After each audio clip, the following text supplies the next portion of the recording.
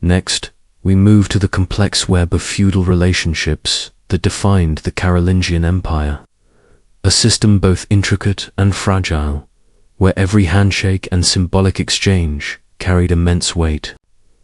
Picture, if you will, a lord standing before a vassal in a dimly lit hall, the air thick with the scent of burning torches, the heavy timbers of the room absorbing every whispered promise. When a vassal placed his hands within the lord's, it was not a mere gesture. It was a contract of protection, a pledge that transcended words, binding loyalty and service through a mixture of obligation and honor. Some researchers emphasize the role of symbolic objects in this ceremonious sword, a banner or even a handful of earth, each item representing specific rights and duties, tangible proof of agreements that could be invoked during disputes or crises. The land itself, the very soil under their feet, became the foundation of political and economic relationships, yet it was rarely simple. A single estate might be held from multiple lords under differing legal customs, creating conflicts of loyalty that could erupt into open tension during periods of instability. To manage this, the Carolingians developed hierarchies of obligation, the so-called liege homage, which attempted to prioritize service to a single superior, while recognizing the overlapping demands of multiple relationships. The estates, or manors, that formed the economic backbone of these arrangements were both functional and symbolic. Peasant tenants labored on agricultural plots, producing the surplus that sustained mounted warriors, funded military campaigns, and supported elaborate households. Castles rose from this wealth, stone sentinels of authority and status, while manor houses evolved into administrative centers, combining defensive features with ceremonial spaces where obligations were publicly recognized and recorded. Agricultural innovation was central to sustaining this system. The three-field crop rotation, improved plows, horse harnesses, and watermills boosted productivity, allowing estates to feed larger populations and generate the wealth necessary to maintain military readiness. Monasteries, too, played a role in this network, preserving classical knowledge, managing estates, and training scribes who meticulously copied texts, ensuring the intellectual continuity of the empire. The Carolingian landscape, then, was a living, breathing organisms of villages, fortresses, and monasteries interlinked through obligations, labor, and culture, all held together by a fragile tapestry of loyalty and law. And yet, despite this careful design, the system was perpetually vulnerable to human ambition, miscommunication, and the shifting tides of political fortune. As we leave the manor and monastery behind, the question lingers: could these networks of loyalty endure beyond the death of a ruler, or were they destined to unravel, leaving behind only the faint echo of Charlemagne's grand design? From here, we turn to the intellectual and cultural achievements that attempted to stabilize a world always on the brink of change. As we move from the physical landscapes of manors and fortresses, we enter the quieter, almost sacred world of Carolingian intellectual life, a realm where flickering candlelight illuminated pages of parchment, and the scratching of quills became the heartbeat of a civilization striving to preserve knowledge amidst political uncertainty.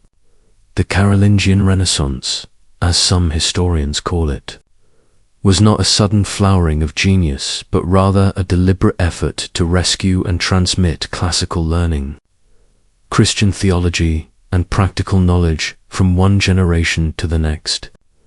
Monasteries, often isolated in the rolling hills of modern-day France, Germany, and Switzerland, became the crucibles of this cultural revival. Imagine the scriptorium of a monastery like St. Gall or St. Gallen, where teams of scribes worked in near silence, their robes brushing the stone floors, their eyes straining under the soft daylight streaming through carefully designed windows. Each manuscript copied was an act of preservation and a statement of authority, ensuring that Roman literary works, theological treatises, and contemporary commentaries could survive the upheavals of the post-Carolingian world. Some manuscripts were plain, functional, and efficient, while others were lavishly illuminated with intricate initials, decorative borders, and gold leaf, signaling both spiritual devotion and the wealth of the monastic community. Technical innovation accompanied this cultural effort. Standardized methods for preparing parchment, mixing ink, and organizing text allowed scribes to work with remarkable consistency, while the use of systematic abbreviations sped production without sacrificing accuracy. These monasteries were more than centers of copying. They were incubators of thought. The trivium grammar, rhetoric, dialectic formed the foundation of education for young clerics, while the quadrivium arithmetic, geometry, astronomy, and music prepared advanced students for ecclesiastical and administrative roles. Cathedral schools, emerging from the model of palace and monastic schools, extended this influence to urban centers, training leaders capable of managing church affairs and feudal estates. Some scholars suggest that the intellectual networks created by these institutions helped maintain cohesion across the fragmented territories of the Carolingian world, transmitting not only texts but methods of reasoning, standards of scholarship, and cultural norms.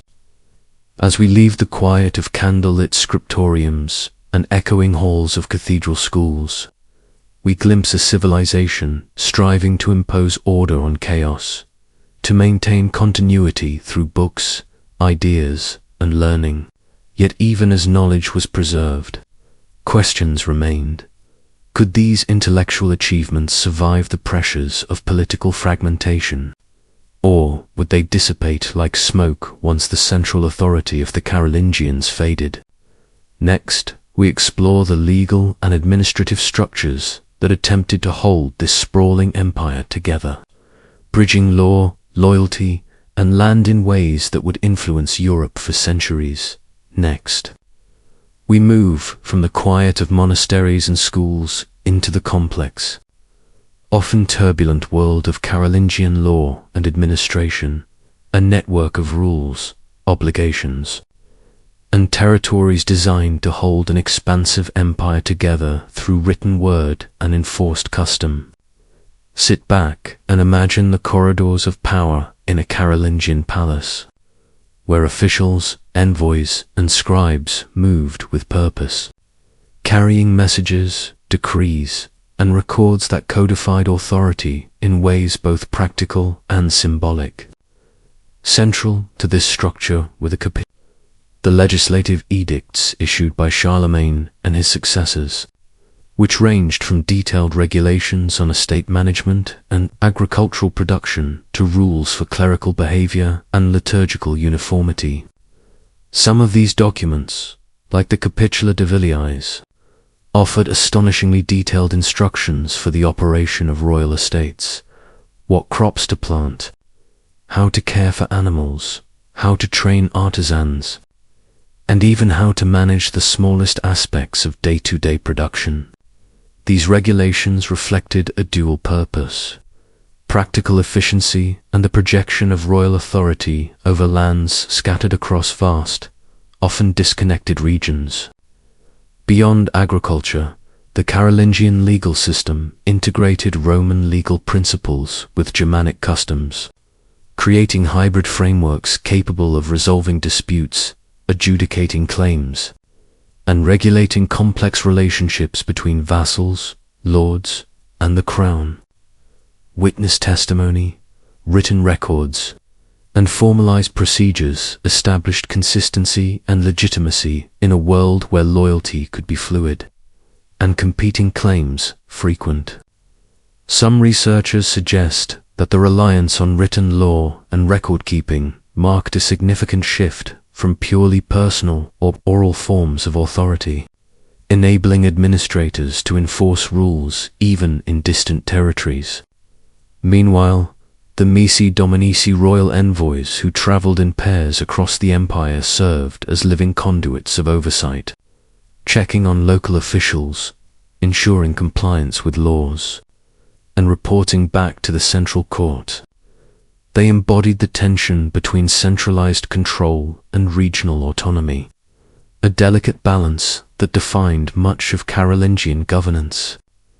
Yet even with these innovations, the empire faced challenges: succession disputes, competing loyalties among vassals, and the sheer difficulty of communication across hundreds of miles of territory often tested the limits of these legal frameworks.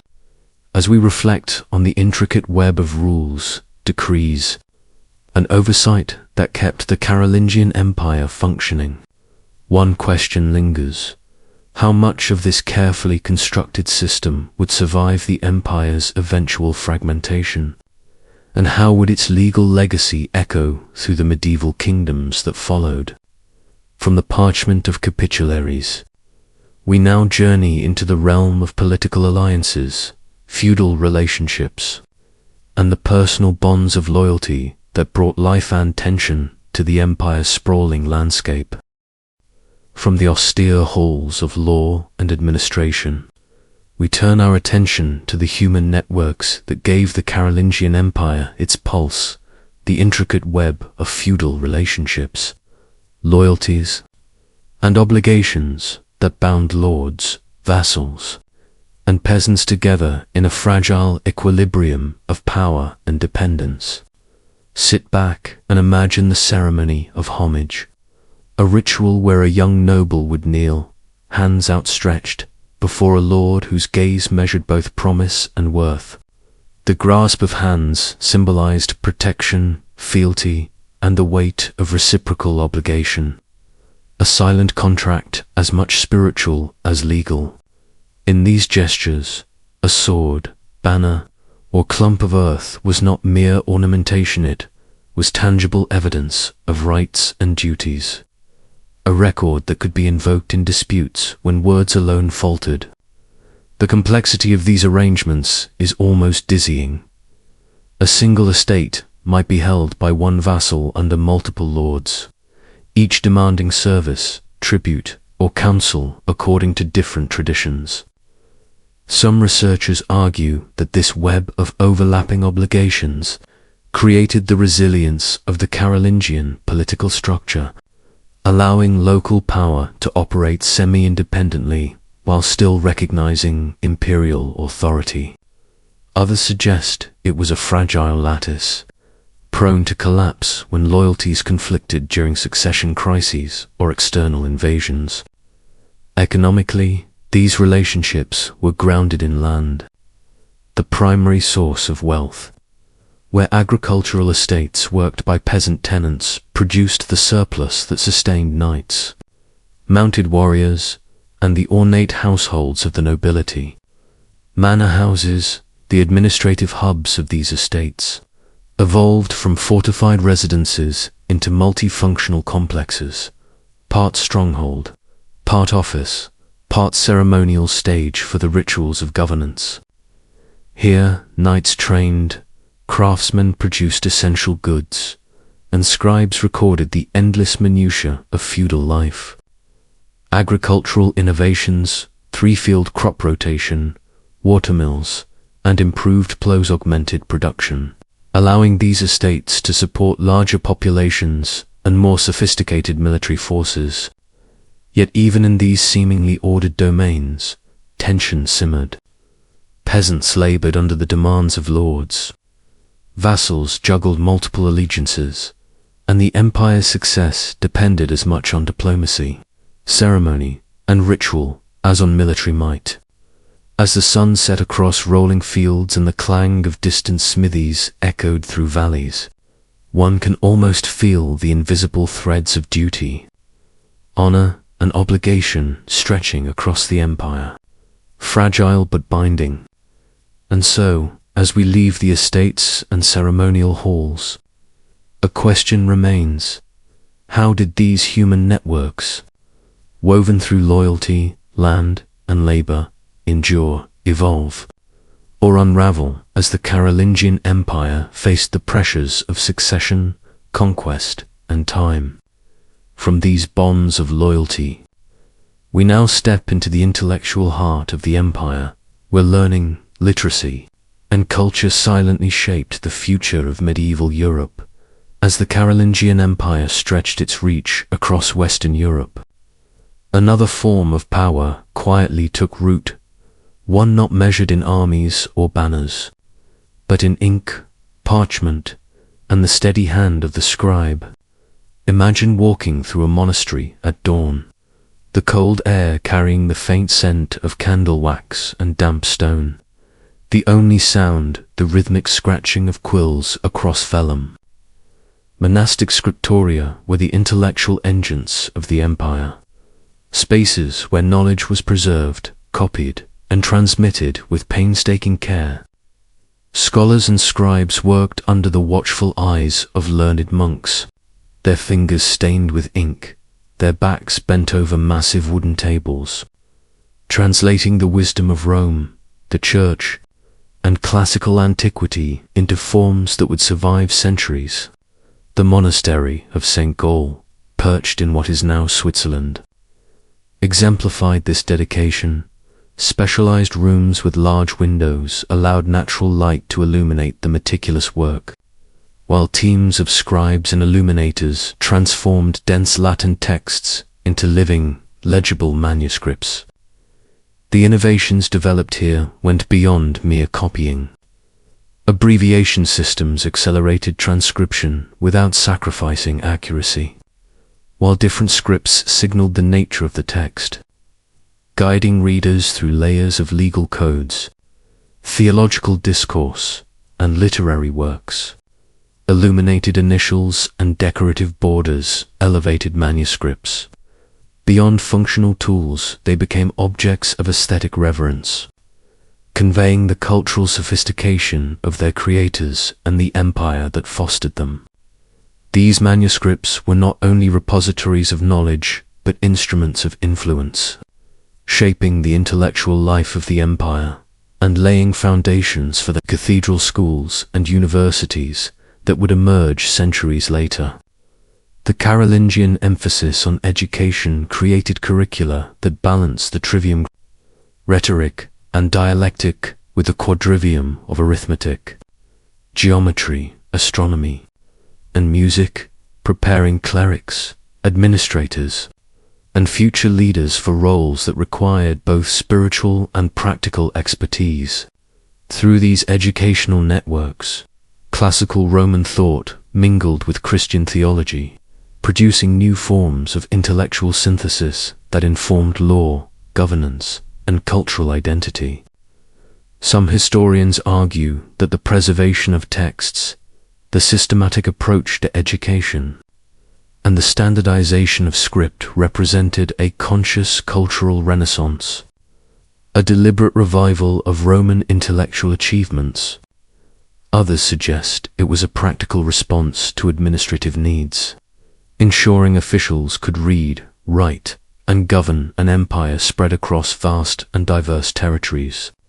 Regardless, the scriptorium became a crucible where the past was forged into a usable future, where the echoes of Rome intertwined with the emergent medieval world. And yet, as these quiet halls of knowledge hummed with productivity, questions linger. How did this intellectual energy shape the empire's ability to govern, to unify, and to endure? And what shadows did it leave? The faint traces of a civilization striving to hold the past and future in delicate balance. From the written word, we now move to the towering structures and sacred spaces that manifested this power in stone and ceremony.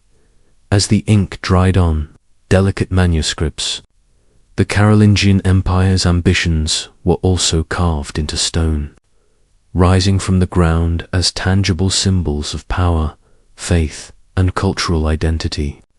Imagine approaching the Palatine Chapel at Aachen, its walls glowing softly in the morning light, the intricate mosaics shimmering like trapped sunlight, the air filled with the echo of footsteps on cold marble floors. Commissioned by Charlemagne himself, this chapel was more than a place of worship.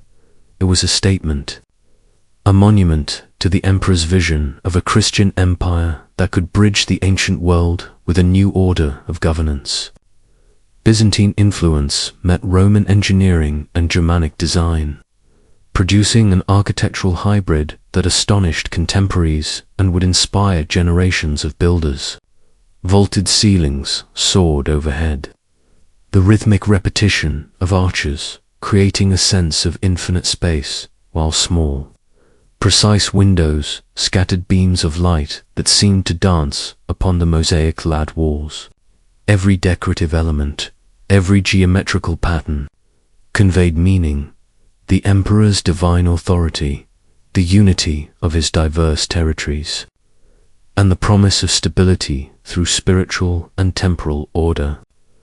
But beyond the chapel, Carolingian building projects extended across the empire, from fortified palaces and administrative centers to bridges, aqueducts, and monastic complexes. Skilled stonemasons, carpenters, and engineers employed innovations in vaulting, stone cutting, and construction management that allowed these structures to endure the centuries. Some scholars argue these technical achievements reveal a civilization at the peak of logistical and artistic sophistication, where imperial resources and human labor were mobilized with unprecedented efficiency. Others suggest the architectural flourish served a subtler purpose, to impress and intimidate, to visually encode the hierarchy of the empire, reminding subjects and rivals alike of the emperor's reach and vision. Even rural estates reflected this ambition, with manor houses evolving from simple, fortified dwellings into complex centers of administration and display, where the rhythms of agricultural life, feudal obligations, and elite ceremony intertwined. The structures themselves became instruments of governance, channels through which authority could be exercised, taxes collected, and social hierarchies enforced. And yet, beneath the stone and mosaic, one wonders about the people who inhabited these spaces, the peasants toiling in fields, the monks preserving knowledge, the courtiers navigating delicate loyalties. How did they experience the grandeur imposed above them? As the empire's physical presence extended in stone and timber, it also cast long shadows of dependency, devotion, and control. From the silent majesty of architecture, we now shift to the intricate networks of land, law, and loyalty that formed the invisible scaffolding of Carolingian power, where feudal relationships bound people to place, duty, and the ever-present weight of obligation. Beyond the soaring walls of chapels and palaces, the true strength of the Carolingian Empire lay in its intricate network of land, loyalty, and legal authority, a system that bound its vast territories together through invisible yet unbreakable threads. Picture the sprawling countryside, where endless fields stretched under an open sky, dotted with the humble homes of peasant tenants whose labor sustained the empire's ambitions. These agricultural estates, or manors, were not merely places of work, they were living ecosystems where every plough, ox, and grain storehouse was part of a delicate balance between survival and surplus, duty and reward. Lords, mounted and armored, traversed these lands with an aura of authority, their presence a reminder of obligations that stretched from one generation to the next. Feudal relationships, though often romanticized in later retellings, were complex and sometimes contradictory. A single vassal might owe service to multiple lords, bound by overlapping oaths that could shift with political tides. Some researchers suggest that the development of legehamaja, ceremonial recognition of superior authority, was an attempt to clarify these obligations, establishing hierarchies of loyalty that aimed to prevent disputes while subtly reinforcing the primacy of imperial power. The economic framework underpinning this system was equally sophisticated, reflecting the transformation of Carolingian land grants from temporary allocations into permanent sources of income.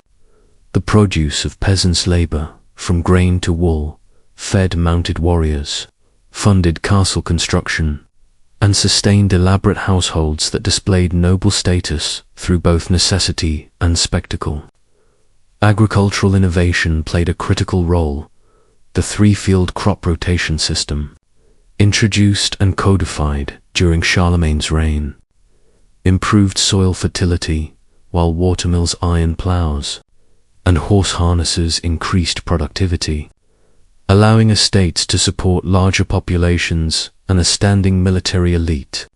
These technologies, combined with careful management and record-keeping, created a level of efficiency that would define feudal society for centuries. Yet, even as the empire's economic foundations strengthened, tensions remained. Competing loyalties, regional autonomy, and the constant need to extract surplus from the land created pressures that required negotiation, diplomacy, and sometimes coercion. Beyond mere subsistence, these rural networks were the lifeblood of Carolingian power, connecting remote villages to imperial ambitions, local courts to royal authority, and everyday toil to the broader currents of European history. From the soil beneath their feet, one can begin to understand how the empire's vast cultural, legal, and administrative innovations were rooted in the rhythms of work, obligation, and survival, a foundation upon which the remarkable, yet fragile edifice of Carolingian civilization rested, teetering between stability and uncertainty. As we shift our gaze from fields to stone, the Carolingian Empire reveals another layer of its enduring legacy, the architecture that rose from its ambitions, blending utility, symbolism, and a profound sense of order. Imagine the Palatine Chapel at Aachen, its walls glinting with marble, its domes echoing faintly with the chant of monks, where every arch, column, and mosaic was designed not only to awe, but to communicate authority, faith, and continuity. This was architecture as narrative, where each structure spoke of power rooted in tradition and legitimacy. Some scholars believe the chapel's fusion of Roman, Byzantine, and Germanic elements represented a conscious attempt to link Charlemagne's reign with the grandeur of the Roman Empire, creating a visual language of authority that transcended mere function. Beyond palaces and chapels, Carolingian builders also transformed the manorial residences of nobles into more complex structures, combining defensive features with ceremonial spaces that allowed lords to manage estates, dispense justice, and display their status.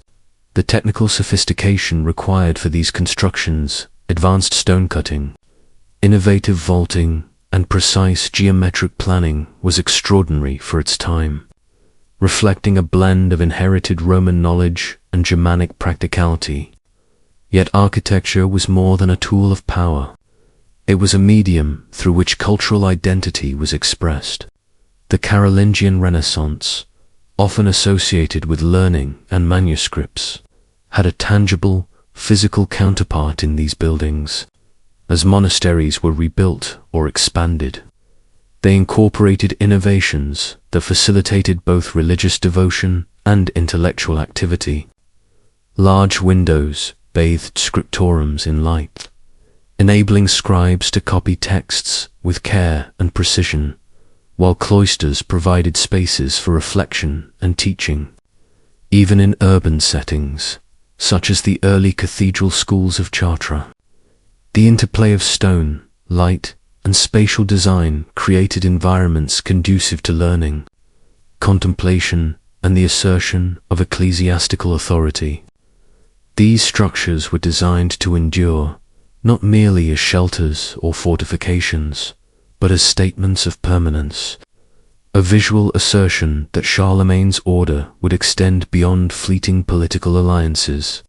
However, as we marvel at their elegance, we must remember that these buildings were also sites of human toil and ingenuity, where artisans, laborers, and clergy transformed raw materials into enduring symbols of empire.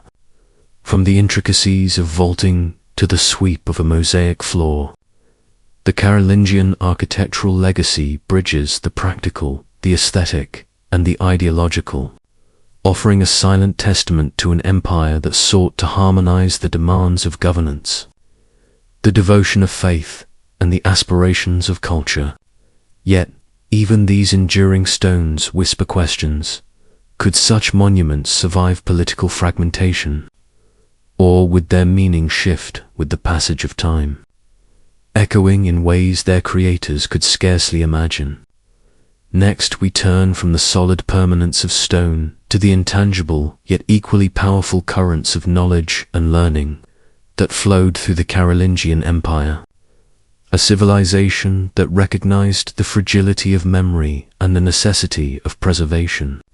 Sit back and imagine vast monastic libraries, where the faint rustle of parchment accompanies the careful scratching of quills, each stroke a bridge between past and future. Within these scriptorums, scribes many cloistered for life, copied texts with painstaking precision, preserving not only Christian scripture, but classical works of philosophy, law, and science, creating a repository of human thought that might otherwise have been lost to the darkness of time. Some researchers suggest that the Carolingian emphasis on literacy and textual uniformity was more than religious devotion. It was an assertion of order in a world fractured by political upheaval and shifting loyalties. These manuscripts, often illuminated with vivid colors and intricate designs, were more than tools of scholarship. They were statements of identity and authority, visual embodiments of a culture striving for coherence and continuity. Imagine the textures of vellum under nimble fingers, the aroma of inks blended from minerals and plants, the meticulous rules for abbreviations and page layouts that allowed knowledge to be copied and transmitted efficiently across vast distances. The monasteries, like those at St. Gall or Fo, became hubs of intellectual activity where ideas circulated alongside political directives and religious observances, forming networks that linked distant regions in shared culture and purpose. Some historians argue that these centers of learning were the seedbeds of the medieval university system, transmitting not just texts but methods of critical thinking, logic, and argumentation that would define European education for centuries. The preservation of classical Latin works allowed scholars to retain access to Roman administrative and philosophical traditions while layering them with Christian theological frameworks, creating a synthesis that was both pragmatic and visionary. Yet, even as these texts were safeguarded, questions linger. How much knowledge was truly accessible beyond the cloister walls, and to what extent did it shape the broader populace? The interplay between literacy, governance, and faith was delicate. Control over information equated to power, while gaps in understanding could undermine authority.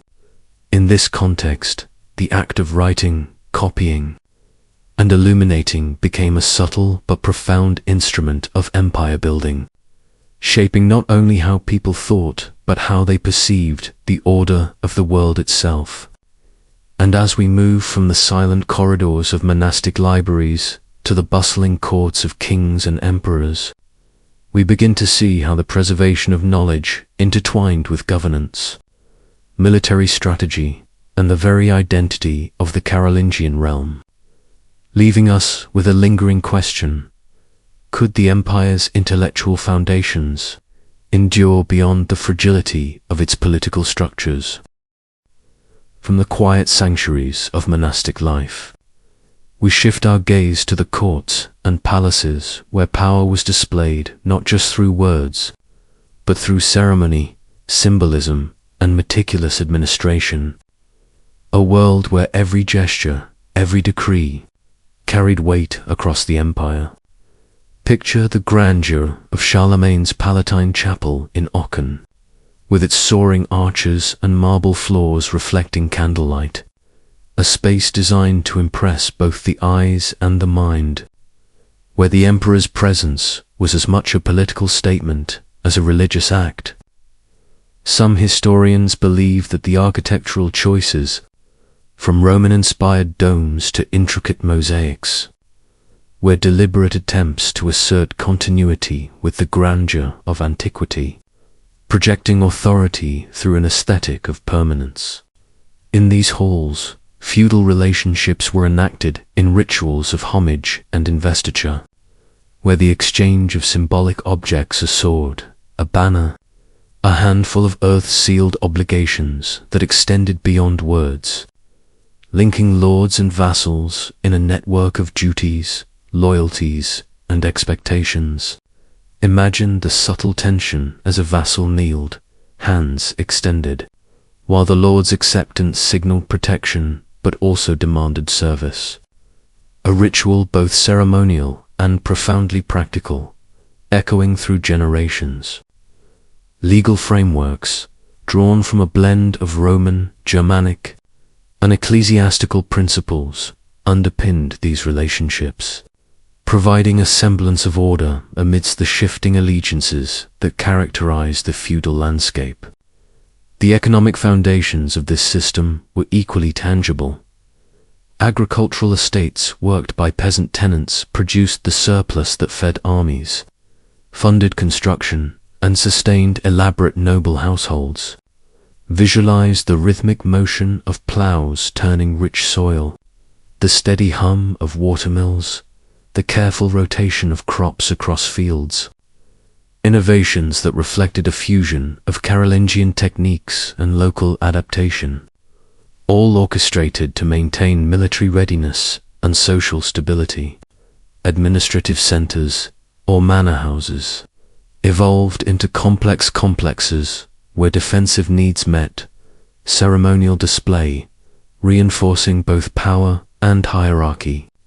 Yet, for all this structure, tensions simmered beneath the surface, overlapping jurisdictions, competing claims, and obligations to multiple lords created the constant possibility of conflict. Some researchers suggest that the evolution of higher homage or prioritized loyalty was an early attempt to manage these contradictions, but theory often collided with political reality. And as the emperor sought to balance ceremonial grandeur with practical governance, the question lingered: could the empire's meticulously constructed hierarchies and legal systems withstand the pressures of ambition, rebellion, and the inevitable decay of centralized power? This delicate interplay of ritual, law, and administration sets the stage for the next exploration. The military machine of the Carolingians and the strategic genius required to defend a sprawling, intricate empire. Next, we move from the ceremonial halls and cultivated fields to the thrum of the battlefield, where the Carolingian Empire's survival depended not on artistry or law alone, but on military organization, strategy, and the raw power of mounted warriors who could dominate vast territories with speed and precision. Imagine the open plains of Francia, the wind carrying the clatter of hooves, and the metallic glint of swords, the earth trembling under the coordinated charge of armored cavalry. Some scholars argue that the effectiveness of Carolingian forces lay in their ability to combine traditional Germanic martial prowess with lessons drawn from Roman military structures, creating a hybrid approach that allowed for both disciplined formations and adaptable responses to unpredictable threats. The levy system, drawing peasants and townsmen into seasonal military service, ensured that the empire could muster forces rapidly, while the elite retainers, the Carmites and vassals, maintained continuity of skill and leadership across campaigns. Picture the intricate logistics required, supply lines stretching through forests and rivers, the careful provisioning of horses and men, the meticulous planning of winter quarters and fortified camps, all coordinated to support operations that could span hundreds of kilometers. External threats came from multiple directions, each demanding different strategies. Muslim raiders probing from the south, pagan Slavs pressing along the eastern frontiers, and Viking longships appearing suddenly on northern rivers. Some historians suggest that the empire's success in repelling these incursions relied as much on psychological intimidation as on physical force, projecting an image of unstoppable authority through visible displays of military discipline, armored processions, and the strategic placement of fortifications. The Carolingians also experimented with early forms of reconnaissance, communication via mounted messengers, and coordinated signals, innovations that allowed for surprisingly rapid responses to threats in an era without modern infrastructure. Yet even as the military system impressed in theory, the reality of sustaining such campaigns placed enormous demands on the empire's economic and social structures, requiring constant extraction of resources, strict enforcement of obligations, and careful management of loyalties to prevent rebellion. The tension between immediate military necessity and long-term political stability would haunt the Carolingians, illustrating the fragile balance of power across vast territories.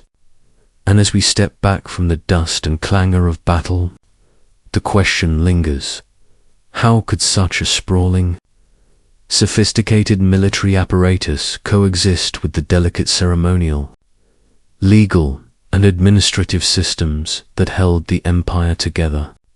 From the clamor of the battlefield, we now move to the silent halls of knowledge, where monasteries preserved learning and intellectual ambition provided another kind of power, one that might endure even when swords and banners faded. From the clash of swords and the roar of armies, we drift into the hushed corridors of Carolingian monasteries, where the empire's other form of power knowledge was meticulously preserved and cultivated, shaping the intellectual foundation of medieval Europe in ways that would echo for centuries. Imagine walking through the dimly lit scriptoriums of monasteries like St. Gall or the scent of parchment mingling with beeswax and ink, the soft scratching of quills filling the air as monks labor over texts by candlelight, each careful stroke an act of devotion, an assertion that learning itself could be a weapon as vital as the sword. Some scholars argue that the Carolingian Renaissance was less a revival in the classical sense and more a profound adaptation, practical, deliberate, and deeply intertwined with the empire's political and religious needs. The preservation of classical Latin texts, the painstaking copying of Roman histories, theological treatises, and practical manuals provided a continuity that connected post-Roman Europe to a heritage that might otherwise have been lost. Imagine the logistical challenges: parchment stretched and cured, inks mixed from natural pigments, pages ruled with delicate precision, scripts standardized to ensure legibility across distances. and teams of scribes working under the watchful eye of a master to produce texts that could survive the chaos of centuries. Yet the scriptorium was only one part of a broader intellectual network. Cathedral schools, monastic libraries, and palace schools fostered education in grammar, rhetoric, dialectic, arithmetic, geometry, music, and astronomy, forming the trivium and quadrivium that would structure medieval learning. Some researchers suggest that this emphasis on standardized education served a dual purpose. It trained clergy capable of managing ecclesiastical affairs, while also equipping administrators to oversee the empire's sprawling territories with competence and loyalty. The dissemination of texts, ideas, and standardized liturgy created a shared intellectual and cultural framework, enabling communication and administration across vast and politically fragmented lands. But the quiet labor of monks was never divorced from politics. Texts carried authority, legal documents required scribal precision, and the very act of writing reinforced Carolingian power. And yet, as much as monasteries were centers of continuity, they were also incubators of innovation. New scripts like Carolingian, minuscule improved readability. Abbreviations accelerated production, and illuminated initials blended aesthetic refinement with functional clarity. These developments were subtle but transformative, creating a visual language of learning that could be read, recognized, and respected across regions. And so, as we leave the flickering candlelight of the scriptorium and the rustle of parchment, a question remains suspended in the air. How could such meticulous, patient intellectual work shape the fate of an empire as profoundly as the strategies of armies and the edicts of kings? Next, we turn from knowledge to law, where the written word became a cornerstone of authority, and the Carolingians laid the foundations for European jurisprudence. From the quiet intensity of the script, we now move to the formidable world of Carolingian law, where ink and parchment were wielded with as much power as swords on the battlefield, shaping society, governance, and justice across an empire that stretched from the Pyrenees to the Rhine. Imagine the halls of royal courts, where nobles, clerics, and envoys gathered under the watchful eye of Charlemagne or his successors, debating disputes over land, loyalty, and inheritance. The very foundations of feudal Europe being negotiated in words and ritual gestures. The Carolingian legal system, codified in the extensive collection of capitularies, sought to impose order on a world of diverse customs, tribal traditions, and fragmented authority. These texts, precise in their stipulations and deliberate in their structure, addressed everything from agricultural management in the Capitula de Villa, prescribing crop rotation, animal husbandry, and craft production, to the regulation of clergy, monastic discipline, and public morality through the admonitio. Some historians suggest that these laws were as much tools of control as instruments of justice, designed to ensure that Carolingian authority extended not only across territories, but also into the daily lives of peasants, artisans, and knights. Written records, witness testimony, and procedural regularity became central to enforcement, establishing a system where precedent mattered, and documentation carried weight far beyond the moment of its creation. The fusion of Roman legal principles with Germanic customary law created hybrid frameworks capable of resolving disputes among diverse communities, balancing imperial ideals with local realities. Picture scribes copying capitularies in the same meticulous manner used in ensuring that every legal order could travel across hundreds of miles, from royal palaces to remote villages, where it would guide the behavior of subjects and the judgments of local lords. Ecclesiastical legislation intertwined with secular law, reflecting the inseparable relationship between church and state, while standardization of liturgical practices reinforced a sense of cultural and religious unity across the empire's vast and linguistically diverse territories. Yet even as the law sought to systematize society, it could not fully contain the unpredictability of human ambition, succession disputes, and political rivalry, which often tested the limits of these codified rules. And so, as we consider the painstaking effort to impose structure through written law, we are left to wonder how much of Carolingian authority depended on the force of law itself, and how much on the perception of its reach, the weight of tradition, and the loyalty of those who wielded it. From the meticulous governance of the written word, we next move to the territorial and political legacy of the empire, where borders, duchy, and kingdoms tell a story of power, adaptation, and enduring influence. Next, we turn our attention to the very land itself, the vast and varied territories over which the Carolingian Empire extended, a mosaic of rivers, forests, plains, and fortified towns that bore the imprint of imperial administration, while simultaneously preserving the resilience of local identities. Imagine the Loire Valley with its winding river, the dense Ardennes forests echoing with the distant clatter of hunting parties, and the plains of Saxony, where the hum of rural life persisted under the watchful eyes of counts and local magistrates. The Carolingian approach to territorial organization was as much about geography as it was about authority, dividing lands into counties, marches, and each under the supervision of appointed officials whose loyalty, competence, and ambition determined the effectiveness of governance.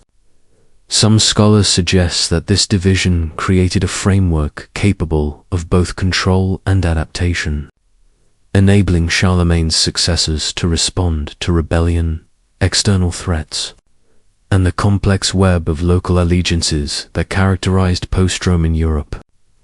Others propose that these administrative boundaries were fragile, more lines on parchment than enforceable reality, leaving room for nobles to assert autonomy and for territories to drift into de facto independence when imperial oversight faltered. Within this patchwork, the Capetian domains in West Francia and the stem duchies of East Francia developed along divergent paths, their leaders drawing upon Carolingian administrative precedents while tailoring governance to local customs, economic conditions, and social structures. The royal domain in Ile-de-France, centered on Paris, became a stronghold of Capetian authority, a base from which monarchs could gradually extend influence through strategic marriages, military campaigns, and the careful negotiation of feudal loyalties. Meanwhile, in the Eastern territories, the Holy Roman Empire evolved under Ottonian leadership, blending Carolingian ideals of imperial unity with the realities of German tribal duchies, forging a federation that could survive the centrifugal pressures of regional autonomy. Across Italy, the legacy of Carolingian law mingled with Byzantine administrative practices and the growing independence of municipal institutions, producing city-states that would shape centuries of Mediterranean politics and commerce. And yet, despite these enduring frameworks, the empire's territorial coherence depended less on maps and more on relationships, the personal bonds between ruler and vassal, the mutual obligations that bound lords, knights, and clergy, the subtle negotiation of power that could both stabilize and fracture the political landscape. As we consider the enduring impact of these territorial arrangements, the question lingers: how much of modern Europe owes its shape, its legal traditions, and even its cities to the invisible hand of Carolingian organization. From the shifting lines of empire on a map, we now move to the subtle, often overlooked influence of culture and language, where identity, communication, and expression were molded in ways that continue to echo across centuries, from one mystery to the next. We now explore the cultural and linguistic transformations that quietly, yet profoundly, shaped the identity of medieval Europe under the shadow of the Carolingian Empire. Imagine the hush of monastic scriptoria, the smell of parchment and ink hanging in the cool, stone corridors, the rhythmic scratching of quills as scribes meticulously copied texts that would bridge centuries. It was here, in these dimly lit rooms, that Latin was standardized not only as the language of administration and law, but as the medium for education, religion, and communication across vast territories.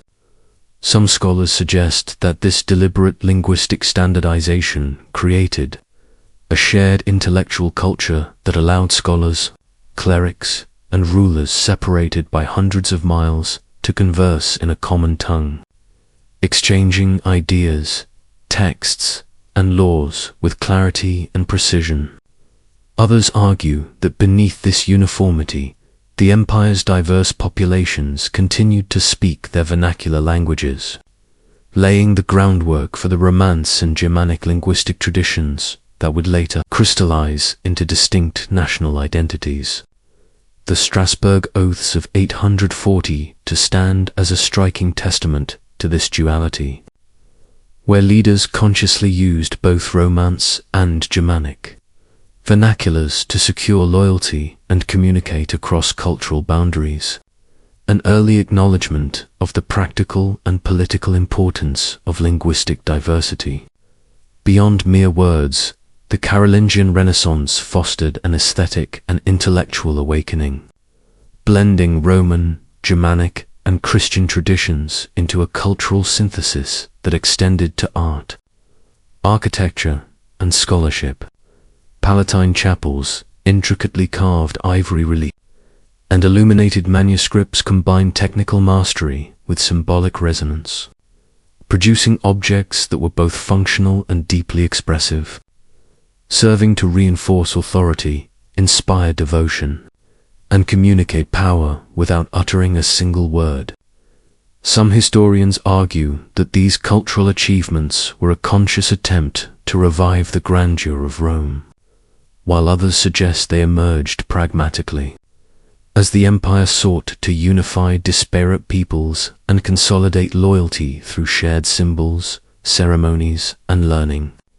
Within this vibrant yet delicate tapestry, monasteries served as both preservers and innovators, safeguarding classical knowledge while nurturing new intellectual traditions, codifying laws, and transmitting liturgical practices that would define European religious life for centuries. And yet, even as the Carolingian Empire's political power began to wane, the imprint of its cultural and linguistic policies endured, silently shaping the contours of education, literature, and governance long after the last emperor passed. This subtle, almost invisible legacy raises a lingering question. Could the true influence of the Carolingians lie not in the battles they won or the lands they controlled, but in the ideas, words, and symbols they left behind, decos that would resonate through the medieval world and beyond? Next, we move from the whispers of culture to the tangible, awe-inspiring achievements of Carolingian architecture and art, where stone and pigment reveal stories of ambition, devotion, and enduring mystery. Now we step into the tangible, enduring world of Carolingian architecture and artistic achievement, where stone, wood, and pigment were transformed into symbols of power, faith, and cultural synthesis. Picture the Palatine Chapel at Aachen, its soaring arches and glittering mosaics evoking a grandeur that feels almost otherworldly. a space where earthly authority and divine aspiration converge. Some researchers suggest that Charlemagne's building projects were designed not merely for utility, but as statements of imperial ambition, carefully blending Roman structural ingenuity, Byzantine ornamentation, and Germanic spatial sensibilities into something wholly new, something that would set the standard for centuries of European design.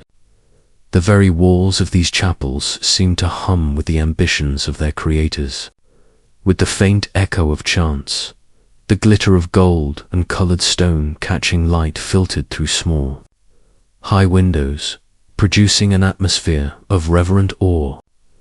Carolingian builders experimented with advanced stone-cutting techniques, precise vaulting systems, and intricate geometric layouts, innovations that would ripple forward into Romanesque and Gothic architecture, establishing a vocabulary of scale, proportion, and sacred geometry that still informs our perception of medieval Europe. Meanwhile, illuminated manuscripts transformed the written word into a sensory experience, where pigments derived from rare minerals and plants glimmered on vellum. Initial letters blossomed into intricate patterns, and pictorial narratives unfolded alongside sacred texts. Some historians argue that these manuscripts functioned as more than devotional tools. They were portable embodiments of imperial culture, crafted to project authority, educate clergy, and inspire piety simultaneously. Others suggest their very complexity reflects a dialogue between tradition and innovation, as Carolingian scribes and artists sought to preserve classical knowledge, while adapting it to the spiritual and political needs of a rapidly changing world.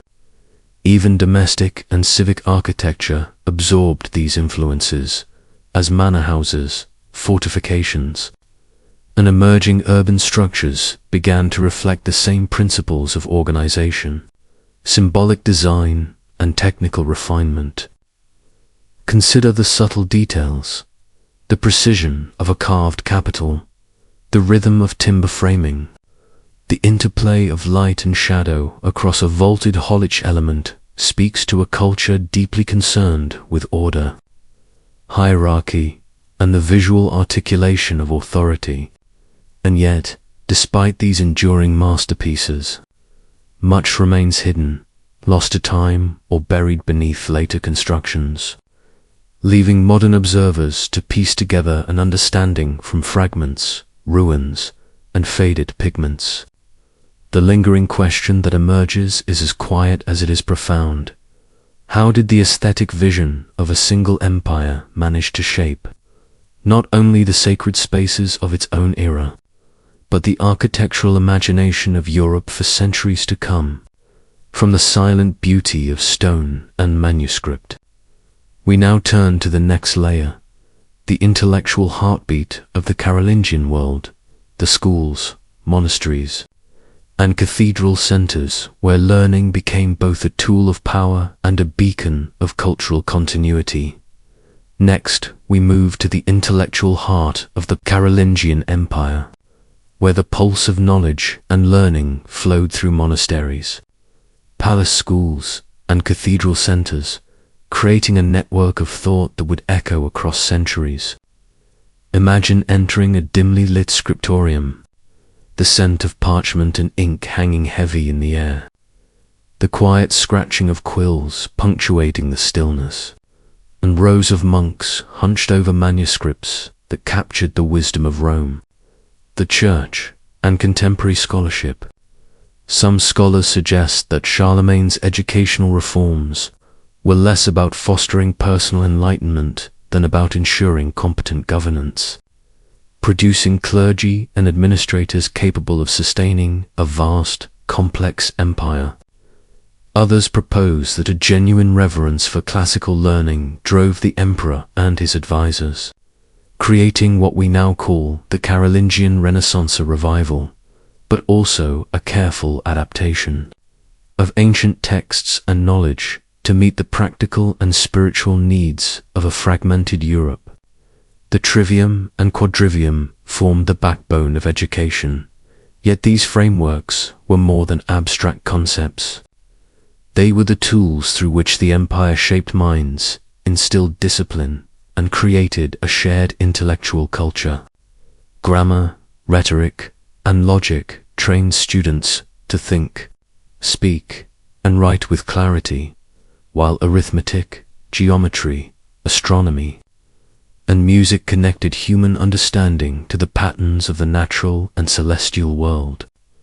Within these classrooms, texts were copied, commented upon, and debated, producing subtle shifts in interpretation, innovation within tradition, and the gradual emergence of a distinctly medieval scholastic perspective.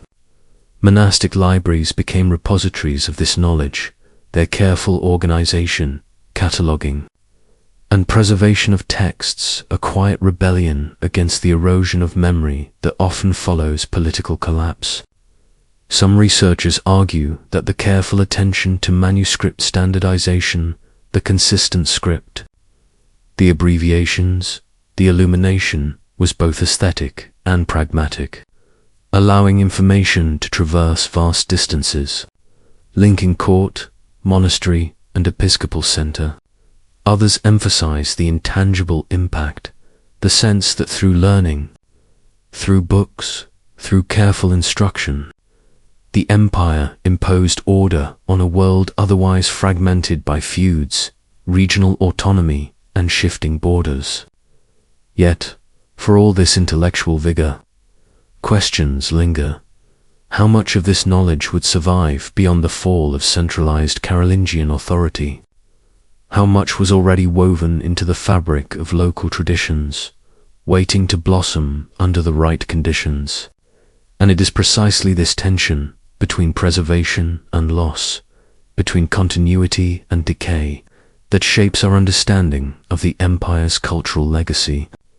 As we leave the quiet, ink-stained halls of learning, we prepare to explore the final, haunting chapter, the empire's decline, its fragmentation, and the mysterious ways in which Carolingian innovations continued to ripple through medieval Europe, shaping politics, culture, and identity long after the emperor's throne fell silent.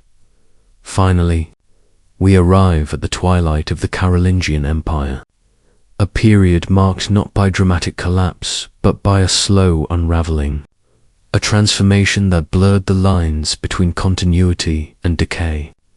Picture the great halls of Aachen, once alive with ceremony, debate, and imperial authority, now quieted by succession disputes, contested inheritances, and the relentless pressures of regional autonomy. Some historians argue that the Treaty of Verdun in 800, which divided the empire among Charlemagne's grandsons, was a pragmatic solution to prevent civil war, while others suggest it sowed the seeds of fragmentation that would define medieval Europe for generations. As the central authority weakened, local lords asserted greater control over their lands, transforming Carolingian administrative innovations into feudal hierarchies that balanced allegiance with autonomy, obligation with opportunity. The missi dominici, once the emperor's eyes and ears, gradually evolved into local offices under regional influence, illustrating the flexibility but also the fragility of imperial oversight. Yet, even in decline, the empire left indelible marks. Legal systems, educational frameworks, religious reforms, and cultural transmission did not vanish with political disintegration. Cathedral schools continued the mission of palace schools. Monasteries preserved texts that would shape Renaissance scholarships, and local courts applied principles first codified under Charlemagne. Linguistic shifts, once carefully managed, blossomed into vernacular literatures, providing early seeds of national identity across Europe. From the Romance-speaking West to the Germanic East, the Holy Roman Empire would later claim the mantle of imperial authority in the East. consciously evoking Carolingian precedents while adapting them to Germanic realities, tribal duchies, and ecclesiastical autonomy, a testament to the enduring appeal of the empire's administrative and ideological innovations. Meanwhile, in West Francia, the Capetian line gradually consolidated power, blending Carolingian administrative continuity with feudal pragmatism, establishing the foundations for what would become modern France. Some researchers argue that the Carolingian legacy is most evident not in monuments or armies, but in these invisible structures, networks of knowledge, law, and governance that survived political fragmentation, guiding Europe through the chaos that followed. Others emphasize the symbolic resonance of Charlemagne himself, a ruler whose reign became the standard against which legitimacy, Christian kingship, and imperial ambition would be measured for centuries. And so, as the last echoes of Carolingian authority fade into the mists of early medieval history, we are left with a profound realization. Empires rise and fall. Borders shift, kings and emperors pass into legend. Yet the institutions, ideas, and cultural currents they set in motion continue to flow, shaping societies long after the thrones that created them have crumbled. Sit back, relax, and let your mind wander through the lingering shadows of Ocon and the far-reaching influence of a civilization whose story, though long ended, continues to resonate across the centuries, whispering of an empire that bridged worlds, preserved knowledge, and left behind patterns that would define European history for generations to come. Sit back, relax, and let your mind drift as we step quietly into an age where Europe stood at the edge of forgetting itself. Before the Carolingian Empire rose in stone, script, and steel, the continent lay tangled in the long shadows of Rome's collapse. Its roads cracked, its cities hushed, its old order broken into 1,000 warring fragments. Tonight, as you fall gently toward sleep, we begin our journey not with kings and coronations, but with a world waiting to be reshaped. A world where mystery clung to every forest, every ruined villa, every flickering hearth, where stories of the past were whispered like warnings. Some historians say the early 7th and 8th centuries felt like a continent, drifting without memory where the Merovingian kings of the Franks still ruled in name. But their authority had slipped like sand through open fingers. Others suggest it was not chaos, but simply a quieter form of order, hidden beneath local loyalties and old traditions. Whatever the truth, the atmosphere was unmistakable. Europe was dimming, yet something was gathering beneath the surface, an energy waiting for a spark.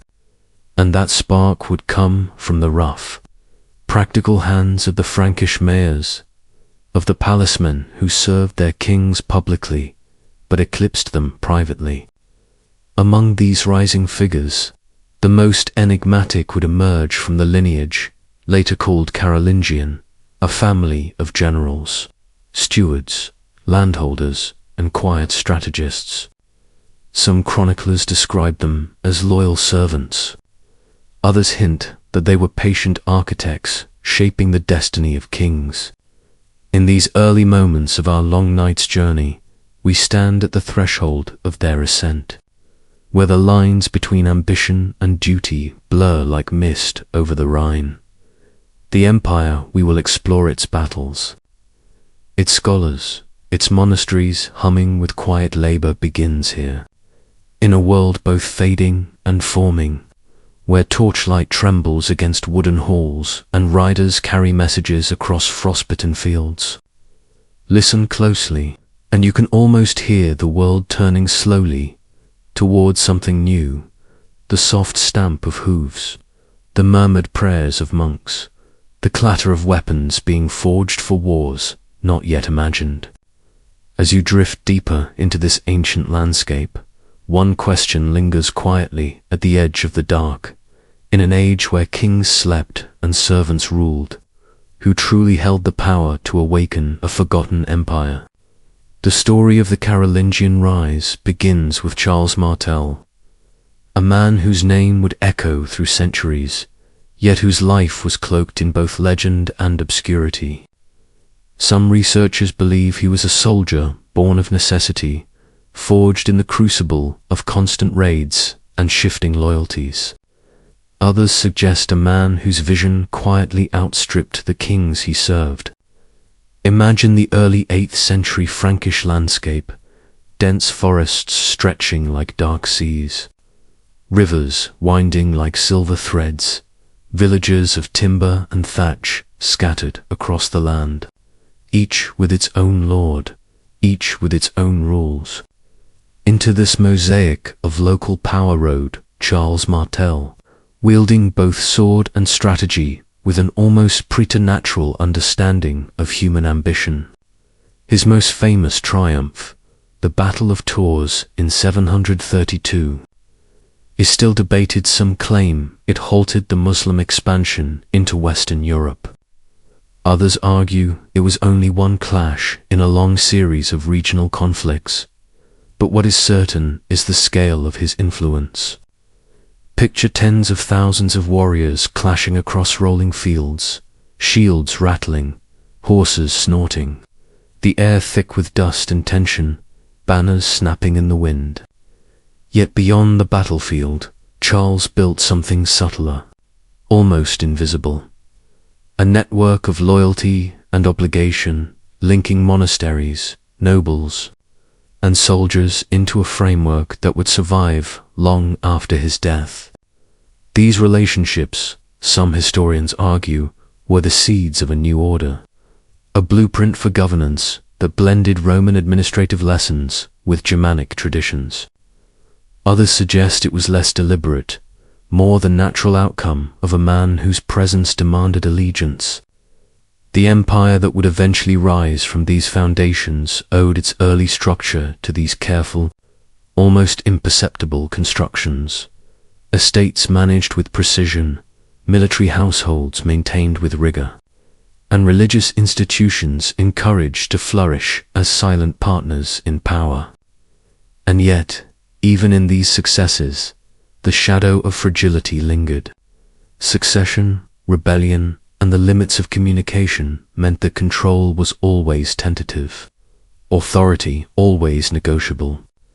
As night falls over the rolling hills and deep forests of early medieval Francia, one can almost hear the whispers of strategy and loyalty weaving through the villages and castles. Each arrangement, each oath sworn by hand or word, would become a thread in the tapestry of what we now call the Carolingian Empire. But in the quiet between victories, one must wonder, how could a single family, rising from the service of kings, hope to bind such a fractured continent together? From this question, the next chapter of our journey begins, where ambition meets ceremony, and the forging of power takes forms both visible and unseen. In banners raised and hands clasped in solemn homage, as we move from the rise of Charles Martel to the reign of his grandson, Charlemagne, the landscape of power transforms from scattered loyalty into something vast, almost unimaginable. Sit back, relax, and picture Europe at the close of the 8th century, rolling hills and dense. Forests are punctuated by fortified towns and monasteries, whose walls seem to stretch toward the clouds. Rivers threading through fertile valleys like lifelines of a continent still learning its own shape. Charlemagne, towering in ambition, if not always in stature, inherited a world both precarious and full of possibility. Some historians suggest he saw himself as the heir not only to his grandfather's legacy but to the memory of Rome itself, an empire whose vastness had faded but whose aura of authority remained intoxicating. Others propose that he was simply a man of extraordinary energy, whose vision and relentless attention to detail allowed him to navigate the chaotic web of nobles, counts, and ecclesiastical leaders with unparalleled skill. Imagine his court at Aachen, a palace alive with the clatter of armor, the scratch of quills on parchment, and the murmurs of advisors debating the boundaries of law and faith. Here, beneath vaulted ceilings and intricate mosaics, Charlemagne would negotiate treaties, issue capitulations, and oversee military campaigns that stretched the Frankish realm from the Pyrenees to the Elbe. The empire he forged was not merely territorial. It was cultural, legal, and intellectual. The Carolingian Renaissance, a flowering of learning and art, was both deliberate and organic. Monasteries became centers of knowledge, scriptoriums filled with the soft scratching of pens, reproducing classical texts and Christian writings alike, while new educational curricula sought to prepare clergy and administrators for the complex challenges of governance. And yet, for all its brilliance, the empire was fragile. Communication was slow, borders porous, and loyalties often conditional. A single rebellion in a distant county could ripple through the realm, testing the limits of Charlemagne's authority. His solution combined both military might and subtle diplomacy, establishing hierarchies of obligation and ceremony, weaving personal loyalty into the fabric of feudal governance. But even as he expanded roads, standardized laws, and encouraged learning, one can sense the tension beneath the grandeur, the ever-present risk that the web of power might unravel under the weight of its own complexity. The empire's beauty and its vulnerability existed side by side, creating a world both awe-inspiring and precarious. As we leave Charlemagne's court behind and consider the heirs who would inherit this immense, yet delicate, creation, we are left to wonder, could such a vast experiment in power survive the next generations? Or was it destined to fragment into the very chaos it had once subdued? From this question, our journey moves forward into the challenges of succession, the subtle mechanisms of feudal loyalty, and the enduring marks of Carolingian governance that would echo across medieval Europe.